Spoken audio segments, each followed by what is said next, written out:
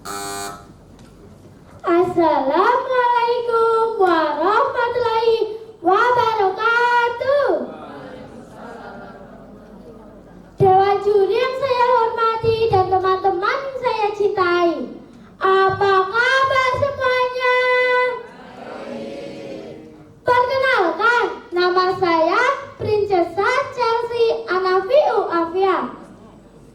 Saya siswa kelas 5 SD Bumirja 03 Kecamatan Kedungreja.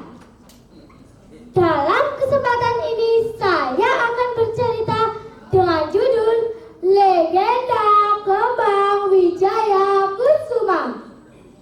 Cerita ini berasal dari Kabupaten Cilacap, Provinsi Jawa Tengah. Dengarkan baik-baik ya teman-teman. Kadipaten Wonokeling di bawah pimpinan Adipati Bandapati merupakan kadipaten yang amat sentosa. Semua bekerja sesuai pekerjaannya, dari bertani, berdagang, dan ada juga yang menjadi nelayan.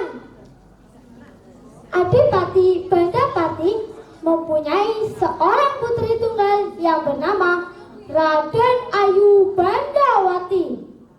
Raden Ayu Bandawati tumbuh menjadi seorang gadis yang cantik jelita. Bukan hanya kecantikan lahiriah, tetapi juga halus budi bahasanya. Tak heran, banyak pemuda dari luar kadipaten maupun dari dalam kadipaten yang jatuh hati dan berminat meminangnya. Banyaknya pemuda dan pangeran yang berminat pada putrinya mendorong Adipati Bandapati mengadakan sayembara. Dipanggilnya Hulu Balang ke pendopo kadipaten. Hulu Bang, umumkanlah sayembara pada rakyat. Semua pemuda dan pangeran yang berminat pada putriku Bandawati, barang siapa yang dapat mengalahkan kekuatan dan kesaktianku Adipati Bandapati, maka berhak beristri Raden Ayu Bandawati. Sundika dawuh Kanjeng Adipati, segera hamba laksanakan. Hulu Balang keluar dari pendopo dan nabuh bedil di alun-alun. Dong, dong, dong. Rakyat dan para pemuda berkumpul. Wahai para pemuda dan pangeran, Adipati Bandapati akan mengadakan sayembara. Barang siapa yang dapat mengalahkan kekuatan dan kesaktian Adipati Bandapati, maka berhak beristri Raden Ayu Bandawati. Selain diumumkan secara lisan, sayembara juga ditulis di lembaran-lembaran lontar dan dipasang di beberapa sudut-sudut wilayah kadipaten. Pada hari pelaksanaan sayembara, banyak pemuda dan pangeran yang ingin mencoba kekuatan dan kesaktian Adipati Bandapati. Semua yang masuk ke arena dipastikan keluar dengan kekalahan. Adipati Bandapati sangat kuat dan sakti, sehingga tidak ada yang bisa mengalahkannya. Ayo, siapa lagi yang ingin coba kekuatanku? Putriku harus mempunyai suami yang kuat dan sakti, bukan orang lemah tak berdaya. Tantangan Adipati Bandapati tak bersambut semua ini. Tetapi tiba-tiba ada seorang pemuda berjalan masuk ke arena dengan gagah, namun tetap hormat pada sang Adipati. Maafkan hamba, saya Raden Pucang Kembar bermaksud mengikuti sayembara. Bagus, baiklah. Tak lama kemudian keduanya terlibat dalam pertarungan yang sengit, mulai dari pertarungan tangan kosong hingga bersenjata tajam. Keduanya sama kuat dan sakti. Raden Pucang Kembar tidak bisa dianggap remeh. ajian pamukasnya, yaitu Aji Giliwasti. Yes! Raden Pucangbar bersiaga mengerahkan ilmu kanuragan yang dimiliki untuk melawan Aji Giliwasti dan memukul balik sang adipati hingga tersungkur. Adipati Bandapati bangkit dan mengakui keunggulan Raden Pucangbar. Cukup Pucangbar, aku mengaku kalah. Kaulah pemenang sayembara. Aku bangga padamu, wong bagus. Sesuai janjiku, kau berhak mendapatkan putriku sebagai istrimu. Terima kasih Kanjeng Adipati, maafkan atas kelancangan hamba. Hari berikutnya dilangsungkan pernikahan Raden Pucangbar dan Raden Ayu Bandawati. Kadipaten Wonokling bergembira dan berpesta sepekan lamanya. Dari pernikahan itu, mereka dikaruniai 3 putra yang gagah dan tampan. Meskipun sudah bersuami dan memiliki 3 putra, kecantikan Raden Ayu Bandawati tidak pudar. Masih banyak pangeran dari seberang yang berminat padanya. Salah satunya adalah Raden Jogopuring. Secara terang-terangan hendak merebut Raden Ayu Bandawati dari Raden Pucangbar.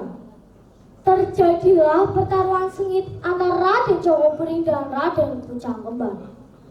Raden Jogopuring sangat dikdaya sehingga Raden Pucangbar berhasil dikalahkan. Raden Ayu Bandawati hendak melarikan diri, namun dikejar oleh Raden Jogopuring. Untuk menghindari kejaran Raden Jogopuring, Raden Ayu Bandawati melompat sekuat tenaga hingga tubuhnya terhempas jauh dan tubuhnya jatuh di pulau yang bernama Pulau Majati, Nusa Kambangan. Tubuhnya lenyap seketika menjelma setangkai bunga wijaya kusuma. Dikisahkan putra tertua Raden Ayu Bandawati yang bernama Raden Danumoyo tersulut di lembara pada Raden Jogopuring, yang dalam benaknya dialah yang sudah menewaskan sang ayah dan hilangnya sang ibu kesayangan. Raden Danumoyo mencari dan menantang Raden Jogopuring bertarung. Namun ilmu kanuragan Raden Danumoyo masih belum seberapa, masih dikendalikan nafsu tanpa nalar yang panjang. Akibatnya kekalahanlah yang didapatnya. Ia putuskan untuk menghindari serangan Raden Jogopuring dan berlari sekuat tenaga ke arah timur, hingga sampailah di gua di Gunung Lawu. Ia bersembunyi sambil latihan ilmu kanuragan dan bela diri. Tak lupa ia bersemedi untuk menenangkan pikirannya. Dalam bersemedinya terdengar suara wangsit, suara gaib tanpa rupa. Namun Raden Danumoyo sangat yakin bahwa itu suara ibunya yang telah lama hilang entah kemana. Danumoyo, ya, untuk mendapatkan kewibawaan dan kekuatan, pergilah ke Pulau Majati, tlatah Nusa Kambangan. Petiklah setangkai bunga wijaya kusuma yang tumbuh di sana. Suara itu menghilang, namun masih terngiang di telinga Raden Danumoyo. Terima kasih ibu, terima kasih, aku akan melaksanakan sesuai petunjukmu. Raden Danumoyo keluar dari tempat persemedian dan berjalan mencari Pulau Majati, Nusa Kambangan. Jauh perjalanan, menaiki gunung, menuruni lembah, menembus hutan belantara. Kepanasan petik bunga wijaya kusuma. Setelah sekian lama berjalan, sampailah Raden Danumaya di tempat yang ia idam-idamkan. Pulau Majati, Nusa Kambangan. Benar kata wangsit ibunya, di sana tumbuh sebatang bunga wijaya kusuma di atas batu karang. Dengan hati-hati dipetiknya, lalu disimpannya dengan baik-baik. Raden Danumaya teringat pada musuhnya yang telah menewaskan sang ayah dan hilangnya sang ibu. Raden Jokopuri, dialah yang sudah menyebabkan ia dan adik-adiknya kehilangan sosok sang ayah dan sosok sang ibu yang dicintainya. Dicarinya Raden Jokopuri, keduanya bertemu dan kini sudah saling berhadapan-hadapan, bersiaga melanjutkan pertarungan yang dulu sempat terhenti. Paman Jokopuri, ditahanmulah ayahku tewas, dan karena kamu pula ibuku hilang entah kemana. Dulu aku belum sempat mengalahkanmu, tapi sekarang aku kembali menantangmu melunaskan dendamku padamu. Hahaha. Sudah cukup kamu kaimu Danumaya. Danumaya sekarang bukanlah Danumaya yang dulu, paman. Baiklah, kalau itu maumu bocah bagus. Tapi kalau aku boleh sarankan, urungkanlah niatmu untuk balas dendam padaku. Kadipaten masih butuh tenagamu. Tidak usah menasihatiku, paman. Aku tahu apa yang harus aku lakukan, yaitu mengalahkanmu. Keduanya terlibat dalam pertarungan yang sengit. Entah sudah berapa jurus yang mereka keluarkan, tetapi masih belum ada tanda-tanda yang akan kalah. Raden Danumaya teringat pada bunga wijaya kusuma yang ia petik dari Nusa Kambangan. Digenggamnya bunga itu di tangan kanan. Dengan sekali hantam, terkaparlah Raden Jokopuri. Dengan perasaan lega, Raden Danumaya kembali ke tempat persemedinya di Gunung Lawu hingga ajal menjemputnya. Kesimpulan cerita ini adalah berbaktilah kepada kedua orang tua. Janganlah punya sifat dendam, karena dendam akan menyengsarakan kita.